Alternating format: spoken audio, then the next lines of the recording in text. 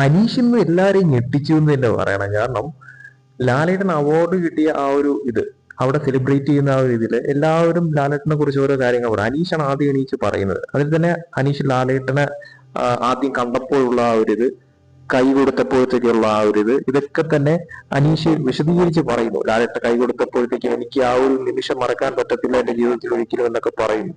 അതിനുശേഷം അനീഷ് പറഞ്ഞ ഒരു കാര്യമാണ് ഞെട്ടിച്ചത്. അതായത് ഞാൻ ഈ ബിഗ് ബോസ് കഴിഞ്ഞതിന് ശേഷം ഞാനൊരു സ്ക്രിപ്റ്റ് റൈറ്റർ ആവാനായിട്ട്, അതായത് ഒരു കഥ എഴുതാനായിട്ട് പോവുകയാണ്. ലാലേട്ടന് വേണ്ടിയിട്ട് ഒരു കഥ എഴുതാനായി പോവുകയാണ്. മലയാള സിനിമയ്ക്ക് വേണ്ടിയിട്ട് ഒരു കഥ എഴുതാനായി പോവുകയാണ്. അപ്പോൾ ഈ ബിഗ് ബോസ് കഴിഞ്ഞാൽ ഞാൻ അടുത്തത് ചെയ്യാൻ പോകുന്നത് അതാണ്. അപ്പൊ ഒരു ഡേറ്റ്, ലാലേട്ടന്റെ ഒരു ഡേറ്റ് എനിക്ക് വേണം എന്നുള്ള തരത്തിൽ ആ സ്ക്രിപ്റ്റ് എല്ലാം തയ്യാറായി കഴിഞ്ഞതിന് ശേഷം ലാലേട്ടൻ എനിക്കൊരു ഡേറ്റ് തരുമോ അല്ലെങ്കിൽ തരണം എന്നുള്ള തരത്തിൽ അനീഷ് പറയുന്നു. അത് കേട്ട ഉടനെ ലാലേട്ടൻ തന്നെ പറയുന്നു. അത് കേട്ട ഉടനെ അവിടെ ഇരുന്നവരെല്ലാം തന്നെ അങ്ങ് അന്തം വിട്ട് കൈയടിച്ചു പോയതിന്. കാരണം ഈ ഒരു ആഗ്രഹം അനീഷ് പറഞ്ഞത്.